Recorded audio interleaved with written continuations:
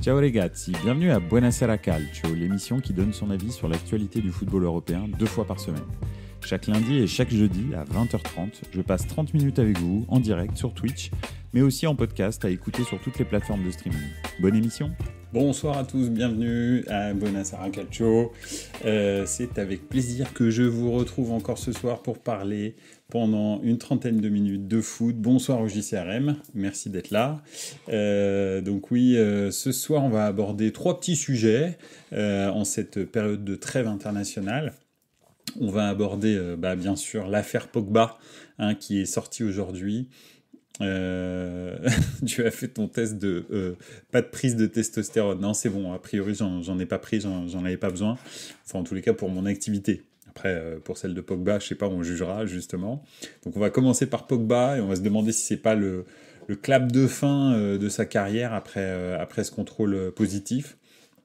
Enfin, on va passer après à la Mannschaft avec l'après-flic, après-flic, le déluge.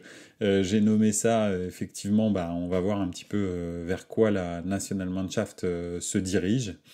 Et enfin, ce week-end, le week-end qui arrive, le football de très très haut niveau va reprendre ses droits. Et j'avais envie de me projeter un petit peu sur ce week-end fou de foot. Donc voilà, pour passer un petit peu en revue les super chocs qu'on va avoir dans 2-3 grands championnats. Donc voilà, ça va être vraiment top la reprise de championnat directement derrière. Salut au Cotonou Joe, merci d'être là. Radio, bière et football, écoute, c'est super, toujours bien sûr avec modération, mais pas le foot ni la radio, mais la bière. Donc voilà, mais sinon c'est un très beau programme pour ce soir. Au JCRM, petit hors-sujet, Gattuso en pôle pour Lyon, ce serait une drôle de choix, je trouve. On en parlait tout à l'heure avec un supporter lyonnais, on peut en parler, je pense que Gattuso, il a montré un peu plus que les stéréotypes qu'on a de lui, c'est-à-dire un meneur d'hommes, etc. À Milan, à Naples et à Valence, il faisait jouer ses équipes étaient quand même des équipes ambitieuses, donc déjà au niveau technique c'est plutôt pas mal. Ensuite, effectivement, Gattuso, c'est un meneur d'hommes. Je pense qu'il sait dire les choses aux gens, je pense que le groupe lyonnais, ce dont ils ont vraiment besoin, c'est quelqu'un qui les ménage pas et qui les sorte un petit peu de leur confort. Ils ont l'impression qu'ils sont tous au-dessus du club et c'est clair que je pense que Gattuso va leur expliquer ce que c'est qu'être un professionnel du football en 2023, comment atteindre le très très haut niveau.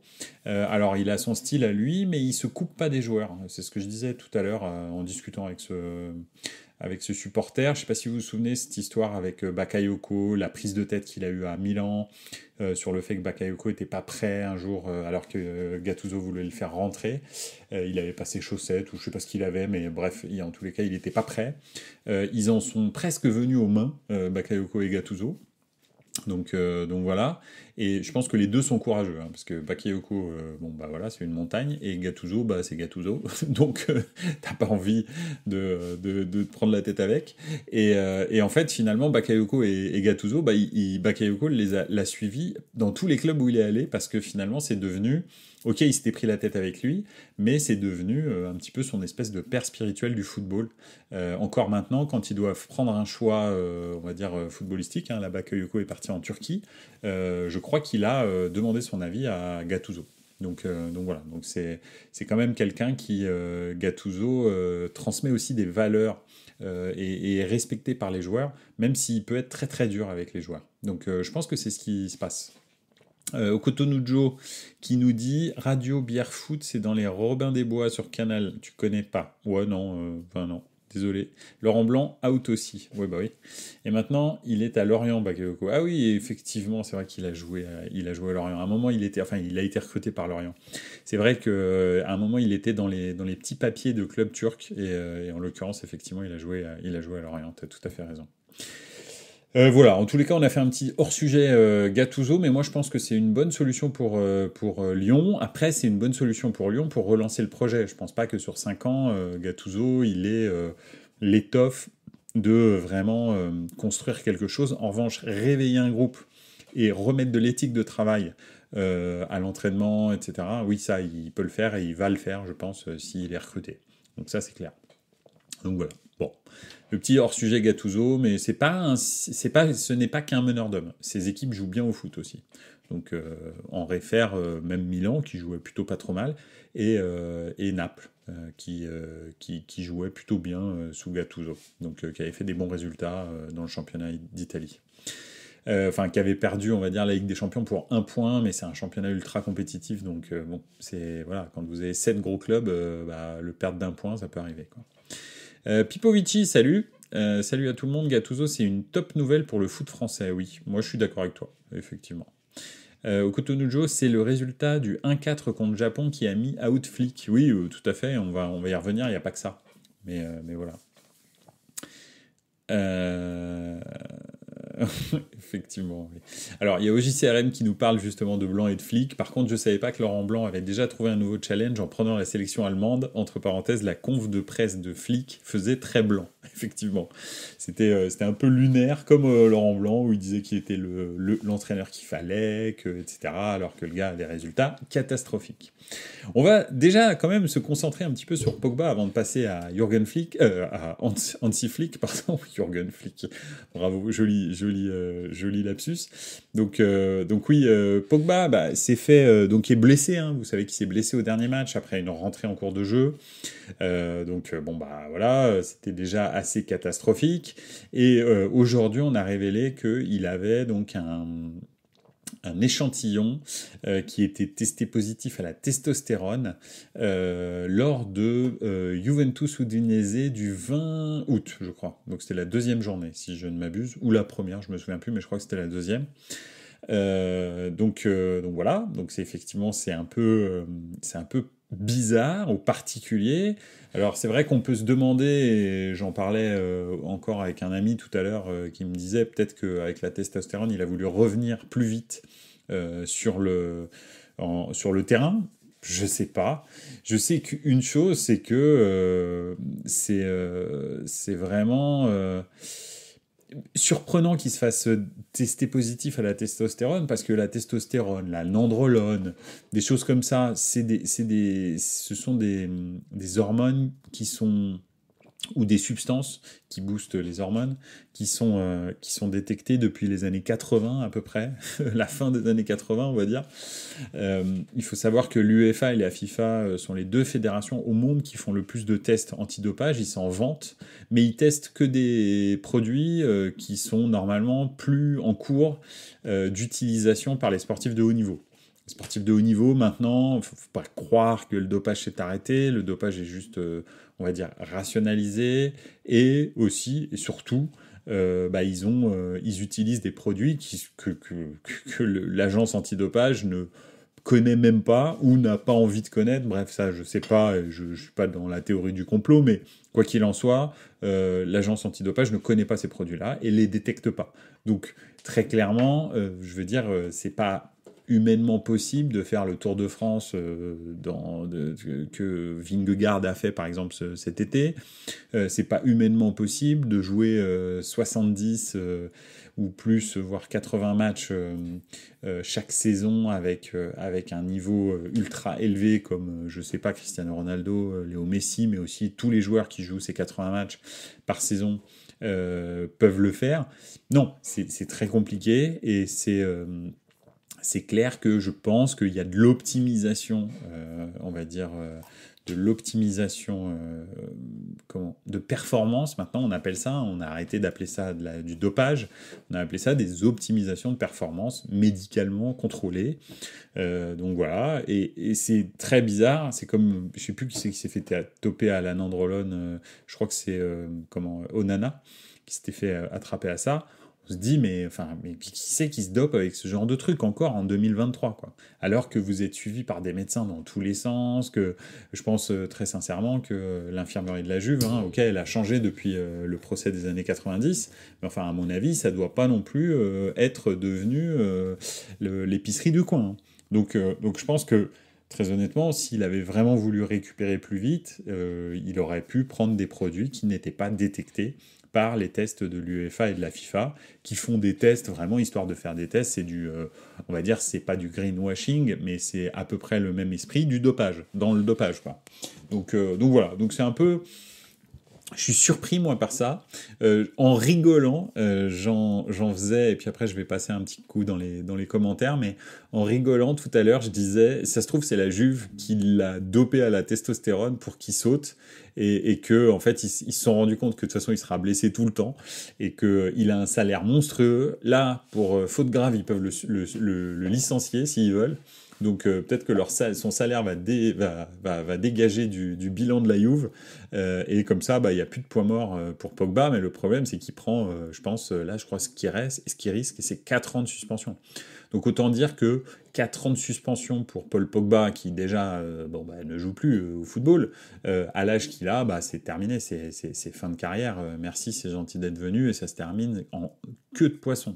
Alors ça peut être aussi son frère qui, à l'insu de son plein gré, lui a injecté de la testostérone dans ses sandwichs ou dans ses Big Mac, comme dit Okutonujo, il a mangé trop de Big Mac, c'est possible. C'est peut-être son frère qui l'a empoisonné à l'insu de sa plein gré, ou carrément avec, je sais pas, une poupée vaudou ou un truc dans le genre. Donc voilà, mais à part ça, je vois pas trop d'autres explications rationnelles au fait que Paul Pogba soit testé positif à la testostérone, ou alors vraiment, là c'est plus grave que prévu avec Paul Pogba, quoi. Là ça devient compliqué. Donc voilà. Un petit tour dans les commentaires au JCRM qui dit « Oh, Pogba blessé, Pogba pas blessé serait plus surprenant, effectivement. » Au Kutonojo qui dit « L'Espagne s'y connaît bien en dopage, surtout dans les années 2008, 2010, 2012. » Écoute, en tous les cas, ils avaient un sacré cardio à l'époque, on ne peut pas vous dire. Palomino, Alain Andrelon, tu as tout à fait raison. Et Lance Armstrong, c'est le GOAT du dopage, effectivement. Mais bon. Au JCRM, incroyable, Sorare lance une chasse au trésor, le gain, un voyage dans l'avion de l'AC Milan avec les joueurs lors d'un déplacement en Ligue des Champions. Sérieusement ? Je vais me remettre à Sorare. J'avais commencé à jouer, et puis ça, c'est trop time consuming, donc j'ai arrêté de jouer. Mais là, peut-être ça vaut le coup, hein. Je veux bien prendre l'avion avec l'AC Milan pour aller à un match de Ligue des Champions. Trop bien. Oui, c'est vrai qu'on est sponsor, et je crois que c'est un sponsor Sorare du Milan. En tous les cas, du centre d'entraînement, je crois, ou un truc comme ça. Bref. Ok, enfin voilà, je sais pas si vous avez quelque chose à dire sur Pogba, mais ça sent fortement la fin de carrière, et vraiment c'est la pire fin de carrière qu'on puisse imaginer. Donc voilà. Je préfère les bus de Berlusconi perso. Oui, effectivement, tout à fait, j'avoue que ça peut être tentant, mais bon, de loin. Donc voilà. Ah, il y a OGCRM qui a mis le lien dans le chat pour jouer à Sorare. Pogba, Arabie Saoudite, au pire, ils vont lui trouver un bon avocat. Je sais pas. L'Arabie Saoudite, ils font pas n'importe quoi quand même, hein. Ils recrutent pas des pompes à vélo complètes, hein. Ils essayent de recruter des joueurs qui peuvent amener vraiment un certain niveau à leur championnat. Pogba joue pas, donc... Peut-être le Qatar, oui, c'est possible, hein, à la Marco Verratti, mais l'Arabie Saoudite, tu sais, ils recrutent quand même des joueurs qui jouent encore au foot, hein, parce qu'ils veulent un championnat performant, quoi. Les Saoudiens sont un public quand même de connaisseurs de football, et puis en plus les stades, il y a du monde quand même un petit peu. C'est pas c'est pas Anfield, mais c'est pas mal. Donc voilà. Même si le niveau est éclaté au sol, hein, du championnat. J'ai encore regardé des matchs. C'est éclaté. C'est-à-dire, les défenses, tactiquement, c'est tout pourri. Après, bien sûr, là, ils ont recruté des joueurs qui individuellement font des différences.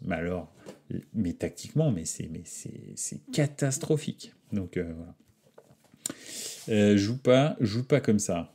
Effectivement, là, c'est une référence musicale un petit peu ancienne. Attention, au JCRM, on est peu à comprendre.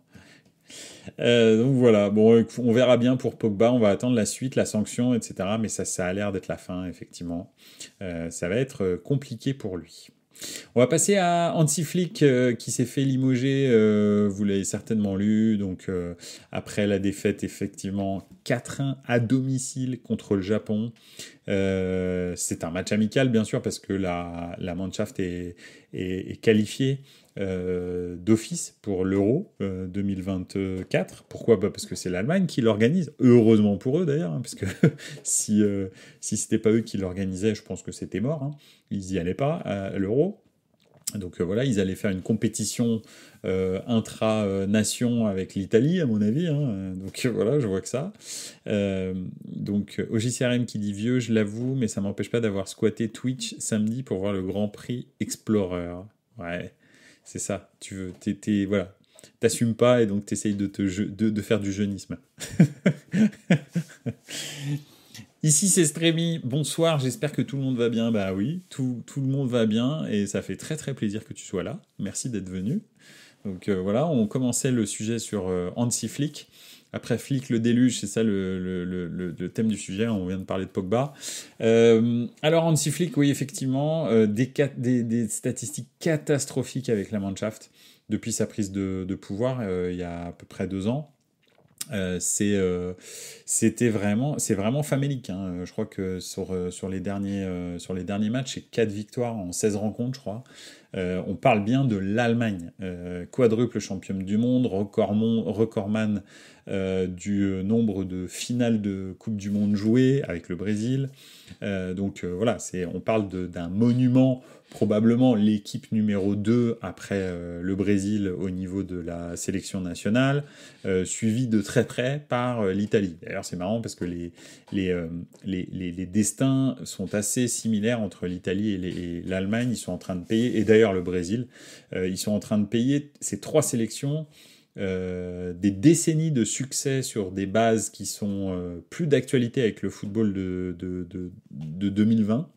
Et c'est vrai que l'Allemagne s'est réformée à partir de 2006 après la Coupe du Monde 2002, la finale 2002. Ils ont traversé un trou interstellaire des performances. D'ailleurs, c'était Rudi Völler. C'est marrant parce que c'était lui déjà à l'époque le sélectionneur de la Mannschaft. Et en l'occurrence, en 2005 ou 2004, il se trouve que Jürgen Klinsmann reprend la Mannschaft et remet sur pied une nouvelle génération pour la Coupe du Monde 2006 qui se passait en Allemagne. Cette génération joue très très bien au foot. Alors ils gagnent pas, mais ils vont en demi-finale, ils font une superbe Coupe du Monde chez eux, à domicile, que personne n'attendait, avec un jeu très très enlevé, très très positif, offensif, etc. Et c'est les bases de Jürgen Klinsmann plante les bases de la nouvelle Mannschaft et la nouvelle philosophie de l'équipe d'Allemagne qui s'est un petit peu inspirée du succès des Français en 98 et 2000 en intégrant, et c'était une vraie décision politique, c'est pour ça que j'en parle, en mixant un petit peu de la mixité, on va dire, de la mixité dans l'équipe. Et d'ailleurs, c'est à ce moment-là qu'on voit arriver beaucoup de joueurs qui sont allemands, bien entendu, mais qui viennent soit d'Afrique, soit de Turquie. Il y a énormément de joueurs qui intègrent cette sélection et qui, les Khedira, alors Gundogan, à l'époque il n'y était pas, mais voilà, etc. Enfin, on pourra en citer beaucoup. Et ils se sont inspirés un petit peu de la France pour un petit peu diversifier leur football en termes pas que d'image, mais aussi technique en fait. Donc voilà. Alors, juste je fais un petit tour dans les commentaires. L'Allemagne, à chaque fois qu'ils organisent, ils ont du remue-ménage avant. En 2006, Klinsmann n'était pas très à l'aise avant le début de la compétition, tu m'étonnes. La rumeur Zidane pour le remplacer, j'ai pas compris. Alors là, moi non plus, mais moi je l'ai même pas lu celle-là. Donc je te crois, mais je sais absolument pas où est-ce que tu as lu ça. Et je pense pas que Zidane prenne l'équipe d'Allemagne. Je pense pas en fait que pour l'orgueil allemand, il donne la sélection à quelqu'un d'autre qu'un entraîneur allemand, sachant que en ce moment, entre Tuchel, Jürgen Klopp, Julian Nagelsmann, je sais pas, Adolf Hütter à Monaco, etc. Ils ont des entraîneurs allemands un petit peu partout qui sont de très haut niveau. Donc il n'y a aucune raison de donner la sélection à un entraîneur étranger. Enfin, moi, je comprends pas, quoi. Ce serait vraiment bizarre. Et pas que, parce qu'il y a encore plein de coachs, même les coachs de Francfort, les choses comme ça. et tout, donc voilà. Okutunojo, mais que se passe-t-il en Allemagne? Bah, justement, on en parle. Pas beaucoup de jeunes qui arrivent en Allemagne, ça mise beaucoup sur les vieux. C'est vrai. Ici, c'est streaming. J'ai surtout l'impression que la génération des Sané, Gnabry, Havertz ont du talent, mais aucun caractère. Ouais, tout à fait. C'est des petits. Moi, c'est ce que j'appelle les petits enfants qui se baladent dans la forêt. Ils ont beaucoup de talent, etc. Mais alors, c'est clair que ils ont aucune grinta, quoi. C'est Bild qui a sorti une liste susceptible de remplaçants et Zizou est dedans. Ouais, alors Bild, hein, c'est quand même un tabloïd à la base. Donc des fois ils ont des bonnes infos, c'est clair, parce que c'est quand même un journal spécialisé, mais c'est vraiment compliqué. J'ai vu passer sa mère pour reprendre le flambeau, oui, ou alors Lothar Matthäus aussi. En gros, ils veulent peut-être, ou même Effenberg, ils veulent remettre un petit peu l'ancienne garde des années 80-90, celle qui était la bonne Allemagne bien rugueuse, celle qui sent la frite et la bière, qui a fait les succès de l'Allemagne, hein, très honnêtement. L'Allemagne était crainte à l'époque parce que c'était une équipe méchante, en fait. Elle gagnait parce qu'elle était méchante, agressive, tueuse, calculatrice, etc. Enfin, c'était une vraie équipe de foot, cynique, l'Allemagne. On voit ce qu'ils ont fait à la France en 82, ce qu'ils ont fait aussi en 1986, en 90, etc. C'était quand même une équipe qui n'avait strictement rien à voir avec l'Allemagne de 2014. L'Allemagne de 2014, c'était une Allemagne très très très talentueuse, mais alors aux antipodes de cette Allemagne des années 80-90, qui était une Allemagne ultra énervée, quoi. Et d'ailleurs, depuis le miracle de Berne dans les années 50, c'est-à-dire c'est 1954, je crois, qui est le point d'orgue du départ de la success story de l'Allemagne en sélection nationale dans le football. Ces équipes sont ultra physiques, avec des gens qui sont très très très réalistes. Et là, on est à l'antipode à l'heure actuelle avec cette équipe de le capitaine, enfin pas le capitaine, mais bon, il s'est fait retirer le brassard, Kimmich, très honnêtement, et c'est pas grave de pleurer, il n'y a aucun problème avec ça, je suis pas en train de dire que c'est pas bien de pleurer, je dis juste que quand vous devez leader un groupe de 23 joueurs pendant 8 semaines en autarcie, etc., c'est très compliqué d'avoir les capacités émotionnelles de Joshua Kimmich, quoi. En fait, ça va être compliqué, ça va être très très long, et je pense pas que ça vous galvanise, en fait. Il est très possible que ça vous démotive un petit peu. Donc même si j'aime beaucoup Kimmich et je reconnais son talent, c'est assez impressionnant son état émotionnel à ce petit garçon. Il est gentil, hein, mais il est fort en plus. Mais c'est compliqué, quoi. Dès qu'il perd, t'as l'impression qu'il fait un petit caca nerveux, il pleure et tout. Enfin, bon, bref, c'est complexe. Jürgen Klopp, le meilleur profil. Oui, bien sûr, Pipovici, t'as tout à fait raison. Le gros problème, c'est que Jürgen Klopp, il est bien à Liverpool. Et quel intérêt il a à aller reprendre une Mannschaft qui est malade, avec un réservoir de joueurs qui est pas terrible, hein, il faut le dire aussi, hein.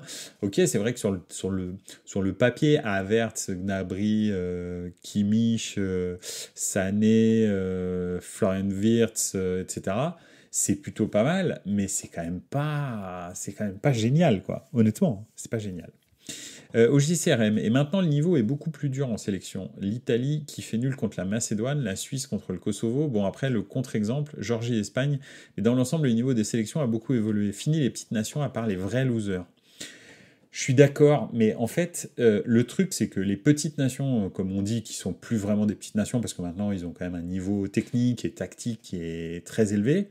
Le truc, c'est qu'en théorie, t'as quand même des meilleurs joueurs. C'est-à-dire au niveau tactique et au niveau technique. En théorie, des équipes comme la France, l'Allemagne, l'Italie a des meilleurs joueurs que ces petites équipes.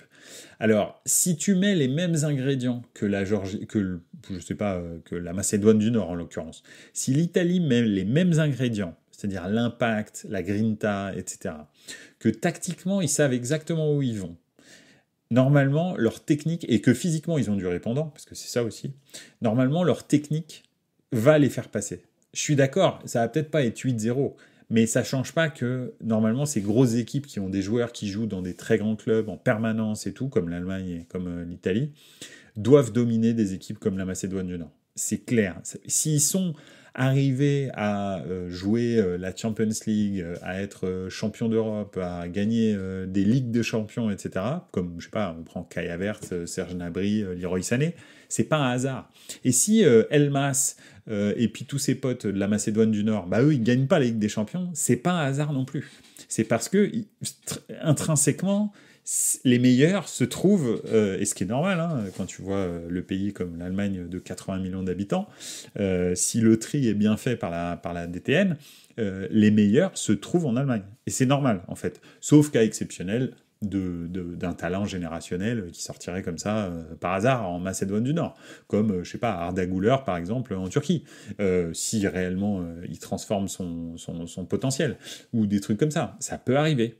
Mais statistiquement, si ces gens-là jouent au Bayern, jouent à Chelsea, gagnent des Ligues des Champions et tout, bah ils sont plus forts. C'est comme ça. Mais il faut qu'ils mettent les mêmes ingrédients que les autres, en fait. Et là, c'est surtout ça, en fait, qui manque. L'Allemagne n'a pas un problème de compétences, on va dire, techniques, ni tactiques. C'est des joueurs qui sont de très haut niveau, qui savent jouer des matchs de très haut niveau. Le gros problème, c'est l'investissement, c'est le caractère que tu mets, c'est le leadership qu'il y a dans cette équipe. Donc, Hansi Flick, a priori, et j'écoutais Paulo Breitner tout à l'heure, vous savez, des drôles de dames, expliquait qu'en fait, Hansi Flick a voulu faire une hiérarchie plate en équipe d'Allemagne. Et ce qui veut dire qu'il n'y a pas vraiment de leader. Tout le monde est leader. Tout le monde veut diriger le truc. Alors, bah ça marche, mais ça marche peut-être dans le monde de l'entreprise, comme disait Paulo Breitner, c'est possible. Mais sur un terrain de foot, quand tu dois répondre à un stress immédiat, et à une situation qui est ultra live en fait. C'est pas, tu peux pas prendre du recul et dire attendez, on va faire un brainstorming les gars, tranquille.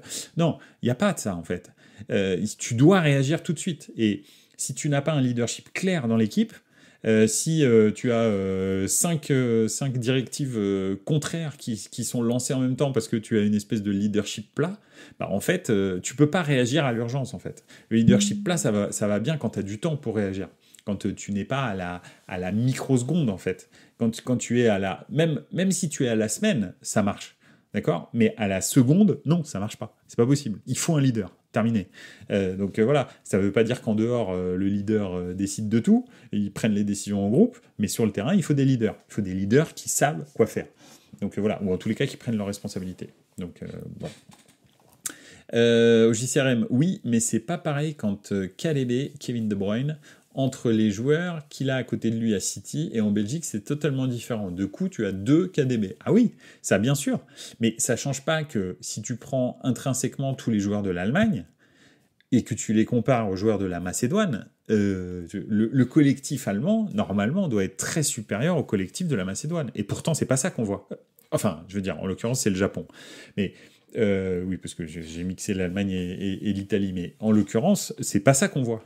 Le Japon est très supérieur au collectif de l'Allemagne, uniquement pour une raison, en tous les cas, à mon sens, c'est l'implication. L'implication, le leadership, une idée claire de jeu, et surtout, comment dire, c'est mouiller le maillot, en fait, avoir envie de gagner. Là, en fait, tout le monde se laisse porter un petit peu, tu as l'impression qu'ils sont là un peu par hasard, ils portent le maillot de la Mannschaft, mais ils ne se rendent pas compte du poids de l'histoire de cette sélection et des responsabilités que ça engendre en fait. Moi, c'est un peu ça en fait. Et c'est pareil avec l'Italie, c'est exactement la même chose. Quand tu vois Immobilier jouer, quand tu vois des joueurs comme ça, mais tu te dis, mais on fait quoi? On est où ici? C'est qui le numéro 9 de l'Italie en fait? Mais mieux vaut un jeune qui vient de débuter. Colombo, tiens. Tu prends... Alors, ok, c'est un joueur du Milan, tout ça, mais c'est pas le problème. Colombo, quand il rentre sur un terrain, il est pas bon. C'est un peu comme Coutronnet. Je sais pas si vous vous souvenez de Coutronnet. Il est pas bon. C'est pas... Tu sais bien que ça va pas devenir le numéro 9 du futur. Moi, en tous les cas, il y a peut-être des gens... il y a des supporters du Milan qui sont un peu aveuglés par Colombo, comme il l'était par Coutronnet.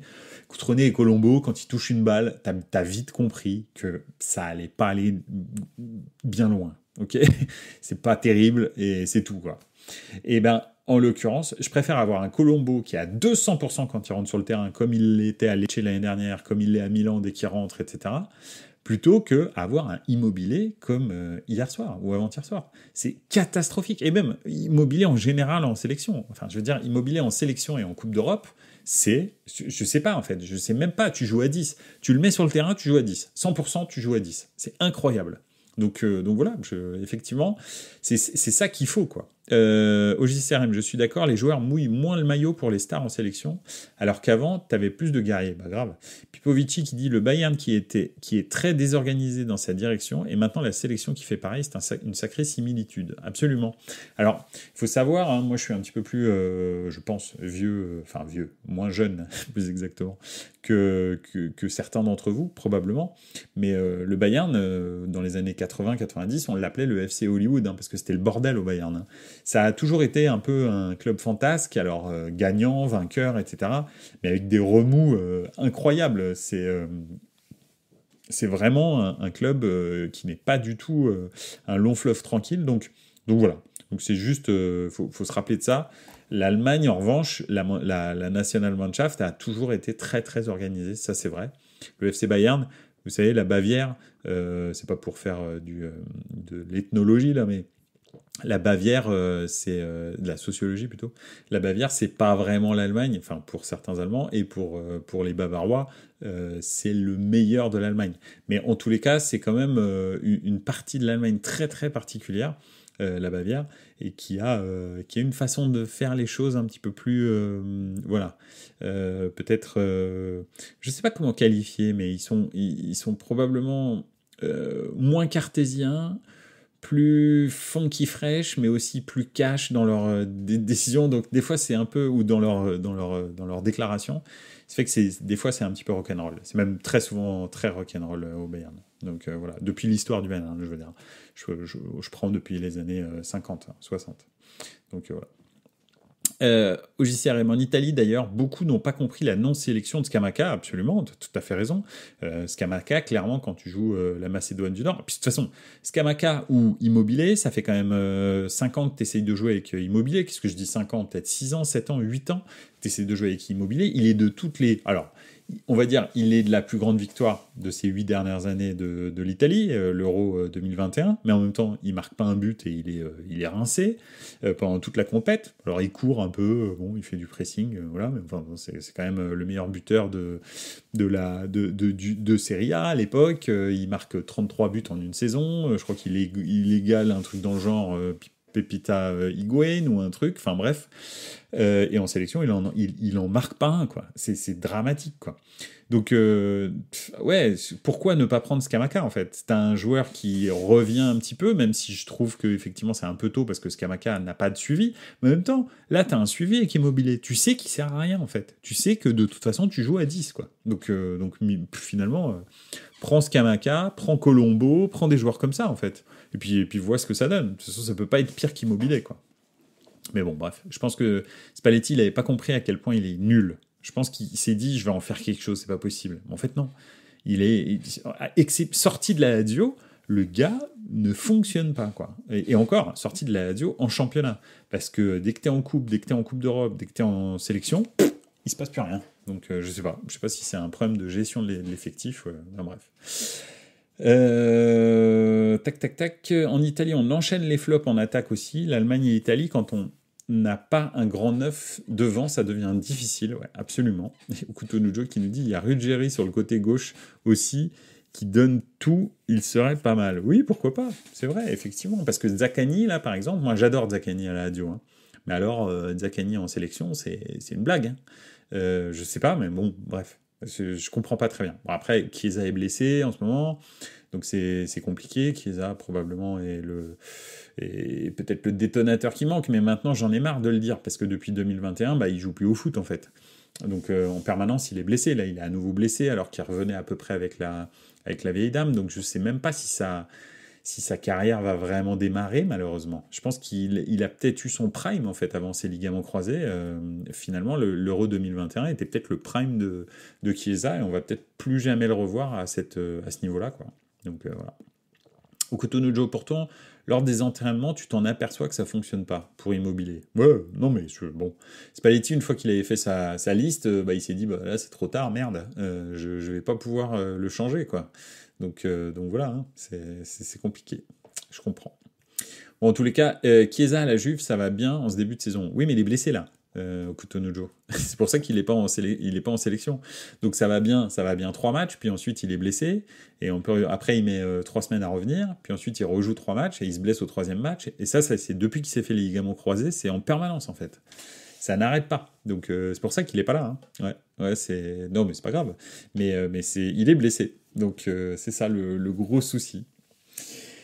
Pipovici qui nous dit l'Italie, ils doivent jouer à 2 devant. Le dernier qui l'a fait, c'est Conte, et il a rendu très bon des Eder et Pelé en 2016, à part au tir au but, hein, on s'en souvient tous. Tout seul en pointe, l'un des deux, ça aurait été un flop. Immobilier, c'est le même problème. Ouais, mais Immobile, ouais, peut-être. Écoute, c'est possible, je sais pas. Immobilier, normalement, quand même, à la Lazio, il a l'habitude de jouer un peu seul devant. Il joue en 4-3-3 là, à l'heure actuelle avec Sarri. Pourtant, ça marche. Alors oui, il joue en 3-5-2 sous Inzaghi, avec généralement un Charlot autour, mais enfin pas un mec super foufou quoi. Donc normalement il devrait s'en sortir. Voilà, on a dévié sur l'Italie, mais c'est un peu le même problème que l'Allemagne. En gros maintenant, c'est quoi l'après-flic ? C'est Rudi Völler qui reprend. L'après-flic. Bon, là pour l'Italie, on est au début d'un cycle. Spalletti vient de reprendre. Je pense que ces deux premiers matchs vont lui avoir, enfin ce premier rassemblement vont lui avoir donné beaucoup d'indications sur le niveau réel des joueurs. Donc probablement il va peut-être faire des choses différemment sur la prochaine liste. Le gros problème, c'est que là, c'est quitte ou double contre la Suède. S'il ne gagne pas contre la Suède, l'Italie rate à nouveau les barrages, enfin quasi, excepté si les Suédois et les Macédoniens se trouent complètement. Mais voilà, c'était bon, bref. On verra bien, mais il n'a pas le temps, quoi. Spalletti n'a pas le temps. Quant donc à la Mannschaft, effectivement, c'est Rudi Völler qui va reprendre le flambeau. En attendant, probablement un vieux briscard pour reprendre la sélection. Pourquoi ? Parce que Julian Nagelsmann, en gros, hein, Jürgen Klopp est destiné à reprendre la sélection dans 2 ans, à la fin de son contrat avec Liverpool, en gros. Hein. C'est un peu ça le plan. Donc c'est très compliqué de dire à Julian Nagelsmann, prends la sélection, mais dans 2 ans tu dégages. Parce qu'ils ne voudront pas rater Jürgen Klopp.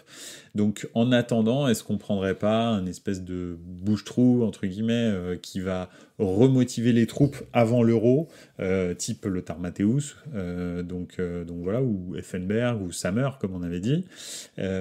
Juste un espèce de sélectionneur, comme Beckenbauer pouvait l'être, parce que Beckenbauer, c'était pas un grand technicien, mais en revanche, il avait l'aura d'un Beckenbauer, et c'est lui qui fait gagner la Coupe du Monde 90 à l'Allemagne.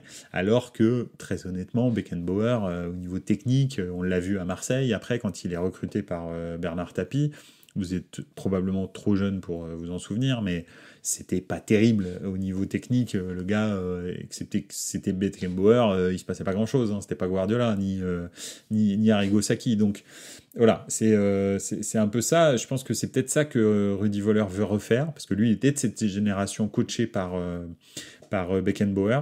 Et il a été champion du monde avec Beckenbauer. Donc il se dit que finalement, en fait, vu qu'on a des bons joueurs, tout ce qu'il faut, c'est peut-être une figure tutélaire suffisamment forte pour structurer tout ça, quoi. Donc voilà.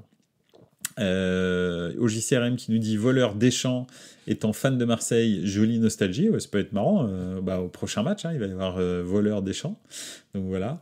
Et ils veulent pas prendre un étranger comme sélectionneur, j'ai direct un nom pour eux, un certain Allegri, ça nous enlèverait une belle épine du pied. Voilà. Là, je vais te dire que là, il serait bien barré la Mannschaft avec Allegri. D'ailleurs, tout à l'heure, je montrais une vidéo qui circulait sur les réseaux sociaux. S'il vous plaît, allez la voir, et surtout toi au JCRM, franchement, je suis sûr que ça va te faire marrer.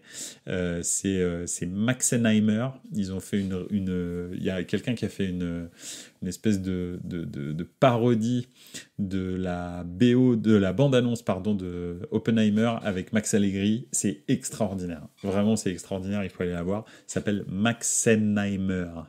Donc voilà, n'hésitez pas à le taper, c'est vraiment très marrant. Voilà un petit peu pour l'Allemagne. On va voir ce que ça va donner, mais moi je suis effectivement convaincu qu'il manque de leader dans cette équipe. Et puis c'est vrai que Hansi Flick a enchaîné les bêtises, quoi, en retirant le capitanat à Kimmich. Alors on peut le faire, mais pour le donner à Gundogan, Gundogan qui il y a peu de temps prenait des positions politiques très engagées à côté de Erdogan. Ça a un poids dans l'appréciation on va dire du sélectionneur allemand. Hein. On peut pas faire comme si ça n'existait pas. Gundogan et Özil ont été vraiment de très grands, on va dire, des appuis un peu tacites du président Erdogan. Après, on en pense ce qu'on veut, mais on sait en tous les cas que les rapports entre l'Allemagne et le président Erdogan, parce que c'est pas la Turquie, hein, c'est vraiment ce président-là, sont très très frais. Et donc, promouvoir capitaine Gundogan qui s'est affiché de façon vraiment on va dire proactive avec le président turc, c'est compliqué en fait. Je veux dire, il se tire des balles dans le pied tout seul, Hansi Flick. Et c'est peut-être aussi pour ça qu'il a sauté. C'est pas que pour ça, mais c'est vraiment, c'est clair que ça concourt à ça. Et puis Kimmich, bah, il a quand même un impact sur l'équipe. Tu lui retires le capitanat juste avant voilà, un match vraiment pas décisif, mais je veux dire, tu es à 9 mois de l'Euro et tu retires le capitanat à Kimmich. Bon, bah, ça fait quand même bientôt 2 ans que tu es à la tête de la sélection. Bon, bah voilà, laisse Kimmich jusqu'au bout, quoi. Là, c'est 9 mois. Donc, je sais pas. Bref. En tous les cas, il n'a pas fait les bons choix. Et il n'a pas réussi à les fédérer autour du programme, sachant que pourtant, les 3 quarts des joueurs, pas les 3 quarts, mais on va dire un bon tiers des joueurs de la Nationalmannschaft, il les a entraînés au Bayern pourtant, avec le succès qu'on connaît. Donc je ne sais pas exactement comment ça se fait que ça marche pas, mais ça marche pas. Donc voilà. Mais bon, il n'a pas de Lewandowski, il n'a pas de Davis, il n'a pas... bref, il n'a pas tous les cadres étrangers qu'il a en plus au Bayern. Donc voilà, il n'a que les Allemands. Et ça, c'est un problème. On va terminer avec un week-end foot. Effectivement, j'étais en train de passer en revue les matchs complètement dingos qu'on va pouvoir voir la semaine prochaine. Et franchement, ça va valoir son petit pesant de cacahuètes, particulièrement en Italie. En Italie, alors bien entendu, il y a aussi un gros choc, il me semble. Alors laissez-moi regarder. Mais en Italie, déjà, ça commence très très fort. Samedi 16 avec un Juventus Lazio à 15h. Un Inter Milan AC Milan à 18h. Donc ça c'est hein, petit apéritif. Et bien entendu en Allemagne un Bayern Munich, Bayer Leverkusen qui va valoir ça lui aussi son pesant de cacahuètes parce que c'est les deux comment je vais y arriver les deux leaders qui se rencontrent. Donc ça va être vraiment très très intéressant et je pense que non franchement ça va être une reprise en fanfare, particulièrement en Italie. Si vous aimez si vous aimez le football italien, la semaine prochaine, vous avez un super samedi et un très très bon dimanche qui va se profiler. Oui, parce que le dimanche, on a et ça va plaire particulièrement au Kutunujo, un Atalanta-Fiorentina qui risque d'être explosif parce que la Fiorentina est une équipe qui joue très très bien au football, même si depuis le début de saison, c'est pas terrible les résultats. Et l'Atalanta est dans plutôt un bon mood en fait. Alors ok, ils n'ont pas encore des résultats très très stables, mais ça joue aussi au foot. Ça peut être un match très très ouvert entre l'Atalanta et la Fiorentina. Donc voilà, moi j'ai vraiment très très hâte. Après, si vraiment vous êtes motivé, il y a un Barça-Betis-Séville qui peut être sympa, honnêtement, parce que le Betis c'est une équipe qui joue bien au foot. Le Barça, beaucoup moins depuis le début de saison. Mais bon, sait-on jamais. En France, il n'y a rien de spécial. Hein. Il y a un PSG Nice, un Rennes-Lille. Bon, ouais, peut-être, pourquoi pas. C'est pas fou. Mais pourquoi pas. Et en Angleterre, non, tous les gros, personne ne se rencontre. Mais en revanche, je pense que c'est malheur aux perdants, hein, parce que en haut, ça score énormément. Donc voilà. Voilà un petit peu. Je sais pas sur quoi est-ce que vous allez être focus ce week-end, mais moi c'est sûr que le derby, il y a West Ham City. Il y a West Ham City. Je l'ai raté celui-là ou quoi? Comment ça, il y a West Ham City? Je suis pas d'accord. Je l'ai pas vu. West Ham City, absolument, West Ham City. Et oui, tout à fait, le quatrième contre le premier. C'est vrai qu'en fait, West Ham, tu as tout à fait raison, est pour moi une équipe qui ne fait traditionnellement pas partie du top de la première ligue. Donc effectivement, c'est vrai que je peux comprendre que je les ai ratés. Mais oui, c'est vrai qu'ils jouent très très bien West Ham depuis le début de saison. Tu as tout à fait raison. Donc voilà. Moi, bien sûr, je vais avoir les yeux de chimère samedi à 18h pour le derby de la Madonnina, le plus glamour de tous les derbys de football mondial. Hein. Très clairement, on peut le dire, je pense, sans galvauder. J'ai pas dit que c'était le meilleur. J'ai juste dit que, effectivement, je pense que Milan-Inter, Inter-Milan, c'est le plus glamour des derbies qui existent dans le foot. Il n'y a pas au-dessus, je pense. C'est vraiment la classe, je trouve. Même les supporters entre eux ont un rapport qui est parfait, je trouve. C'est-à-dire que ça se chambre très très très fort, mais jamais il y a un geste déplacé. Voilà, j'ai assisté plusieurs fois à des derbies et c'est vraiment très très très bon enfant. En revanche, ça peut être très corrosif dans les paroles, mais jamais un geste, rien, même pas une réflexion avant le match, après le match, pendant le match. Tu portes le maillot que tu veux dans le stade et il n'y a absolument aucun problème. Et c'est vraiment très très bien. Donc voilà.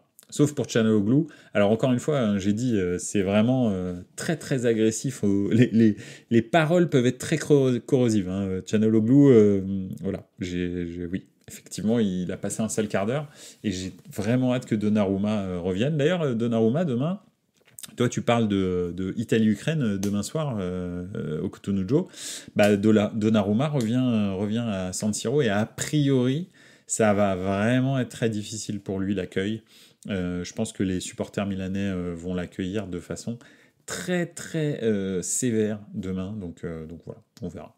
On verra bien, mais bon, même s'il est avec la Squadra Azzurra, et en l'occurrence, la dernière fois qu'il était venu, il y avait eu des billets jetés partout, je vous en avais parlé, je crois. Donc voilà, avant ouais, absolument, au JCRM, t'as raison, un avant-goût du Milan AC PSG pour Donnarumma demain, ouais, tout à fait. Alors c'est sûr que ça n'a pas aidé l'Italie hein, à faire une bonne prestation contre l'Ukraine. Moi, personnellement, je le mettrais plus. Le but qu'il prend sur coup franc, contre la Macédoine du Nord, c'est une insulte au foot. C'est une insulte au gardien de haut niveau. Il est du bon côté, ça tire fort, mais rien de spécial. C'est pas cadré, enfin c'est pas une lucarne qui va chercher la toile d'araignée. Et pourtant il arrive à prendre ça. Le mec il fait 2 mètres. Non mais il y a un problème. Sérieusement c'est incroyable. Enfin je veux dire t'as pas le droit de faire ça. C'est pas David Beckham qui a tiré le coup franc. Il est mignon le tireur de la Macédoine. Il est pas mauvais hein. Mais tout ce qu'il a fait, c'est la mettre dans les cages. C'est tout ce qu'il a fait. Alors, c'est vrai, hein. Moi, je me souviens d'un entraîneur qui m'a toujours dit, et j'en parle souvent, m'a dit mieux vaut une passe en retrait au gardien qu'un tir exceptionnel qui est hors cadre. Parce qu'avec ta passe en retrait, t'as plus de chances de marquer qu'avec ta frappe exceptionnelle hors cadre. Il a tout à fait raison. Quand tu cadres, au moins, t'as une chance de gagner, de marquer. Quand tu cadres pas, t'as 0 chance de marquer. 0. Bah, lui, c'est tout ce qu'il a fait. Il a cadré. Puis l'autre, bah, il s'est chargé de tout. Hein, c'est-à-dire, il a écarté les bras. Tu sais pas ce qu'il fait. C'est incroyable. Donc, bref. Cotonou Joe, il avait une poussière dans l'œil. Ouais, c'est pas une poussière, c'est une poutre. Et Pipovici, à l'Euro, il est stratosphérique. Et là, il est au niveau d'Areola. Est-ce que tu sais ce qui a changé entre les deux, Pipovici? Tu le sais, intrinsèquement. Jusqu'à l'Euro, il était au Milan. Après l'Euro, il est plus au Milan. Donc voilà, c'est ça qui change. C'est quand tu as une motivation pour jouer, quand tu as eu un sens donné à ta vie, quand voilà, c'est tout simple. Quand tu signes, quand tu fais ton travail et que tu signes quelque part pour les mauvaises raisons, parce que là très clairement c'était pour les mauvaises raisons, soi-disant il est parti en disant je veux gagner des titres, etc.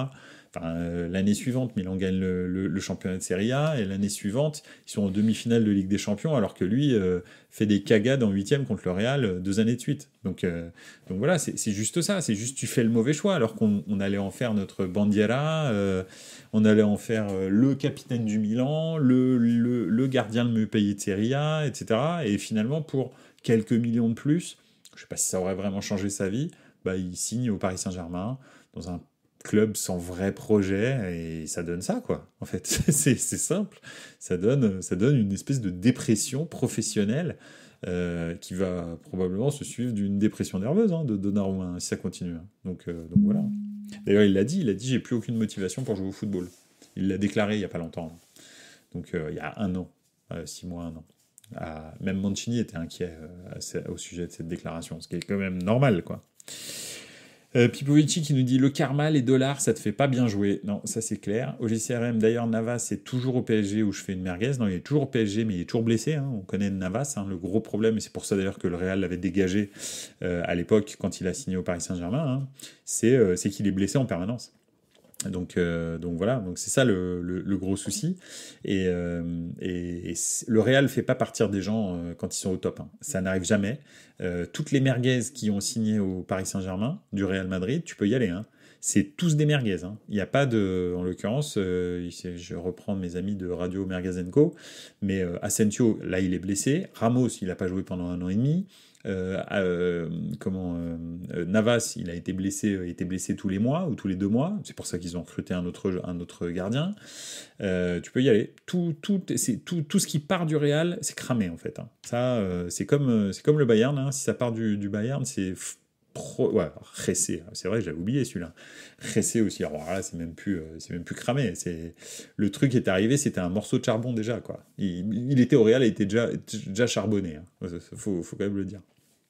Donc voilà. Son avenir est au Qatar lui aussi avec Verratti. Enfin, absolument. Enfin bref, voilà. En tous les cas, un super week-end de foot la semaine prochaine, et ça va vraiment faire du bien. Après ces matchs extraordinaires internationaux, on a bien vu, c'était un niveau quand même stratosphérique, ce qu'on a vu sur les terrains, c'était catastrophique. Franchement, tous les matchs que j'ai regardés, j'en ai pas regardé beaucoup, j'ai regardé des morceaux parce que en fait tu peux pas te taper un match en entier, c'est nul. Donc voilà, le France-Irlande c'est pourri, tout est naze, donc franchement c'est assez impressionnant. Donc l'Angleterre c'était pourri, tout était pourri. Peut-être j'ai pas regardé l'Allemagne-Japon, peut-être que le Japon a bien joué, mais bon, bref. Okotonojo comme Lizarazu à l'OM, j'irais même jusqu'à Patrice Evra à l'OM. Patrice Evra à l'OM, il était vraiment carbo. Ou alors on pourrait dire Dani Alves au Paris Saint-Germain aussi. Mais bon. Et Le Boeuf aussi, ouais, c'est vrai. Les deux étaient arrivés en même temps, il me semble, ça, absolument. Le GP Explorer, c'était mieux, je suppose, je veux bien te croire, absolument. Heureusement, il y a eu le tennis et la victoire de Djoko qui m'ont fait plaisir. Une demi-finale Alcazar-Medvedev absolument stratosphérique. Donc non, c'était bien. Et puis même la demi-finale de Djoko était marrante avec le petit coup de téléphone qu'on raccroche à la fin de la demi-finale contre le jeune américain, c'était très drôle. El Shaarawy à Monaco aussi. Ouais, c'est vrai. Mais El Shaarawy, après, il s'est racheté je sais pas ce qu'il a pris à la Roma, mais bon, ça va un peu mieux, quoi. C'est quand même mieux qu'à Monaco, en tous les cas. Donc voilà. Bon, écoutez, ça a été un plaisir encore de passer cette soirée avec vous, de parler de football, de parler d'un petit peu tout, comme d'habitude. On a toujours un programme et puis finalement on divague et c'est très bien comme ça, c'est pour ça qu'on est là. Et effectivement, on se reverra lundi prochain, parce que jeudi, donc pas de Coupe d'Europe, pas de Buonasera Calcio. Lundi prochain, on se revoit pour débriefer ce week-end de foot stratosphérique, surtout en Serie A, mais aussi un petit peu en Première Ligue et un petit peu en Bundesliga. Et puis voilà, et puis on se projettera un petit peu sur les nouveautés qu'il y aura eu probablement du côté de Lyon, potentiellement du côté de l'Allemagne, etc. Donc ça peut être intéressant lundi prochain. Voilà. Je vous souhaite une excellente soirée. N'hésitez pas à diffuser Buonasera Calcio aux gens qui vous entourent si jamais vous aimez Buonasera Calcio, soit par podcast, via Apple Podcast, soit bien sûr via la chaîne YouTube de Buonasera Calcio. Voilà, merci encore, merci de votre présence, merci de votre participation, et puis on se revoit lundi prochain. Ciao ragazzi, ciao ciao.